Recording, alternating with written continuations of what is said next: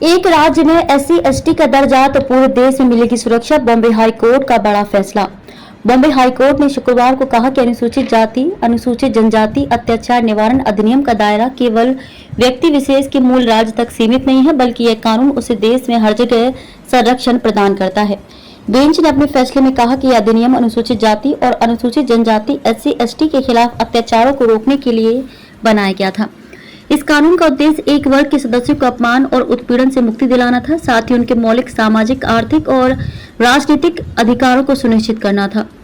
अदालत ने कहा कि व्यक्ति देश के किसी भी अन्य हिस्से में जहां अपराध हुआ है, अधिनियम के तहत सुरक्षा का हकदार है, भले ही उसे वहां अनुसूचित जाति या अनुसूचित जनजाति के रूप में मान्यता नहीं दी गई हो।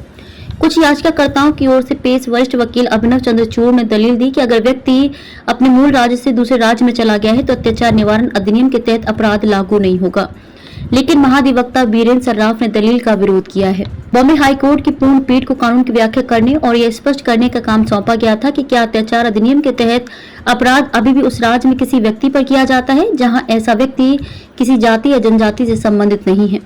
प्रत्येक राज्य के तहत जातियों और जनजातियों को अधिसूचित किया जाता है और एक व्यक्ति एक राज्य में अधिसूचित जाति से संबंधित हो सकता है जो देश के अन्य हिस्सों में अधिसूचित नहीं है। उच्च न्यायालय ने कहा कि जातियों का जनजातियों पर लगाई गई भौगोलिक सीमा इन वर्गों के उत्थान के उद्देश्य से एक सकारात्मक कार्रवाई के रूप में रोजगार या शिक्षा में आरक्षण के लिए अधिनियम के प्रदान किए गए विशेषाधिकारों तक सीमित है। क्षेत्रीय क्षेत्र के बाहर को उनके अस्तित्व और पहचान की रक्षा के लिए लागू नहीं किया जा सकता।